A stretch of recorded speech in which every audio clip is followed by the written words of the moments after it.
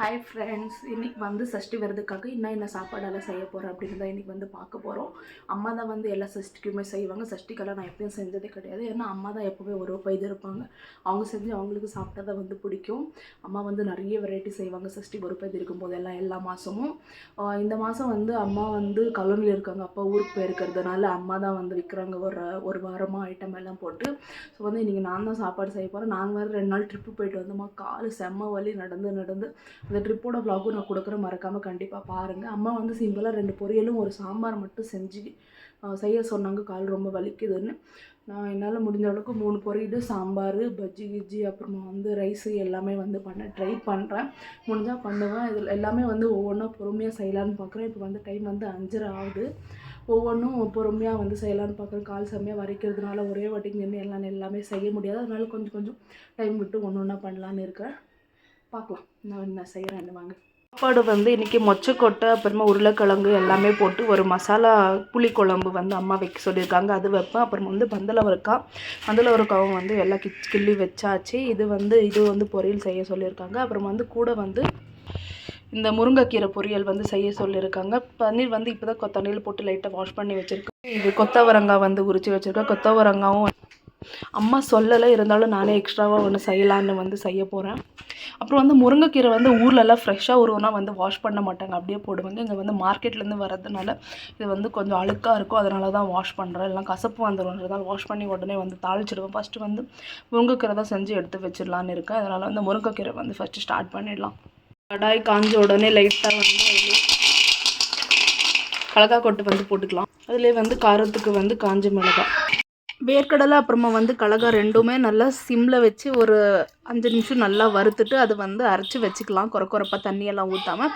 அப்படியே வந்து பொரியலுக்கு வந்து சின்ன கடாயில் வந்து எண்ணெய், அதிலே கடுகு, கடலைப்பருப்பு, அப்புறமா வந்து வெங்காயம் போட்டு நல்லா வந்து வதக்கி விட்டுட்டு உப்பு வந்து தேவையான அளவு வந்து சேர்த்துக்கலாம். கொஞ்சமாக ஒரு 1/4 டேபிள் ஸ்பூன் அளவு வந்து சேர்த்துட்டு நான் வந்து மிக்ஸ் பண்ணிக்கிறேன். ஏன்னா கீரைன்றதுனால நம்மளுக்கு வந்து உப்பு அதிகமாக தேவையில்லை. உப்பு அதிகமாகிடும் கீரைக்கு கொஞ்சம் போட்டாலும். ஸோ வந்து போட்ட அளவுக்கே உப்பு வந்து போதும். அப்புறம் வந்து கடலை வந்து கொஞ்சம் எக்ஸ்ட்ராவாக வந்து அரைச்சிட்டு பொரியல் வந்து கொஞ்சமாக தான் இருக்குது. அதனால எக்ஸ்ட்ரா கடலை வந்து எங்கள் அண்ணனுக்கு கொடுத்துட்டேன். அவன் வந்து வேலை செய்யும்போது அப்படியே சாப்பிட்டுப்பான்.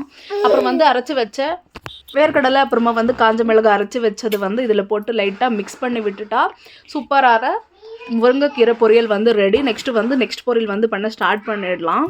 நெக்ஸ்ட் பொரியல் வந்து கொத்தவரங்காய் பொரியல் தான் வந்து செய்ய போகிறோம். கொத்தவரங்காய் வந்து அப்படியே வந்து செய்யக்கூடாது.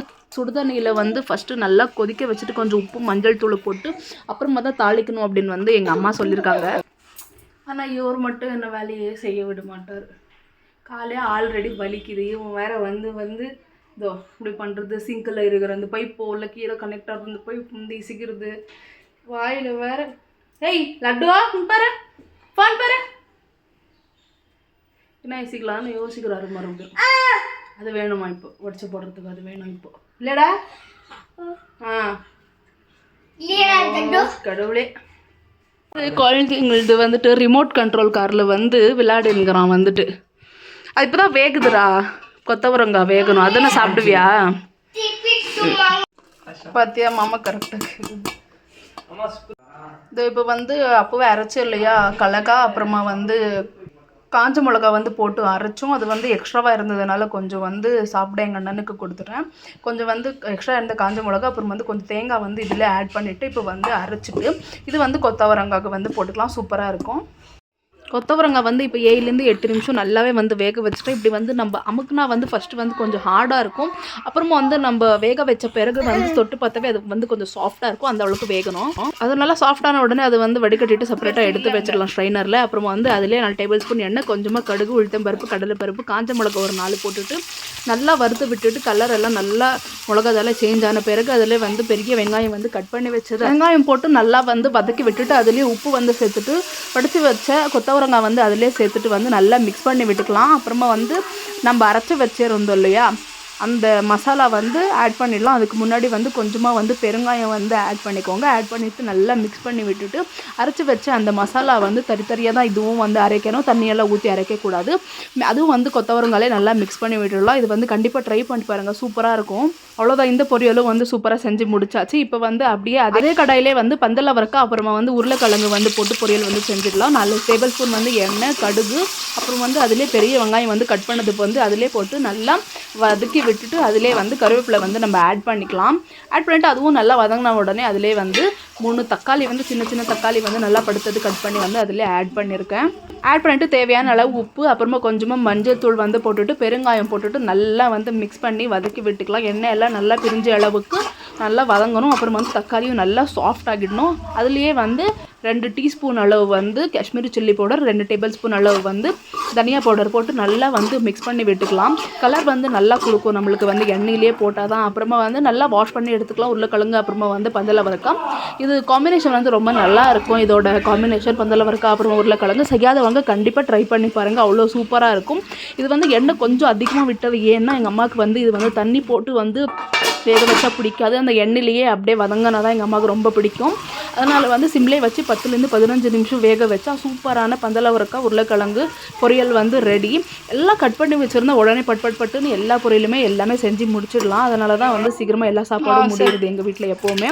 அப்புறம் வந்து குழம்பு அப்படியே ரெடி பண்ணிடலாம். குழம்புக்கு வந்து ஜாரில் வந்து நல்லா ஊற வச்ச புளி, சுடுதண்ணியில் வந்து ஒரு 5 நிமிஷம் ஊற வச்சாலே நல்லா ஊறிடும் புளி. அப்புறமா வந்து 4லேருந்து 5 தக்காளி வந்து பெரிய சைஸ் தக்காளி வந்து ஆட் பண்ணிவிட்டு ஒரு அரை மூடிக்கு கொஞ்சம் கம்மியாக தேங்காய், அப்புறமா வந்து அதிலே வந்து குழம்பு மிளகாய் தூள் வந்து ஒரு 3 டேபிள் ஸ்பூன் அளவு போட்டுட்டு அதிலே கொஞ்சமாக உரிச்ச பூண்டு வந்து ஒரு ஃபுல் பூண்டு போட்டால் ரொம்பவே நல்லாயிருக்கும். இப்போ வந்து அளவாக பூண்டு இல்லை, எங்கள் வண்டியிலே வச்சுக்கிட்டு எடுத்துன்னு வராமல் அது வந்து மறந்துட்டேன்.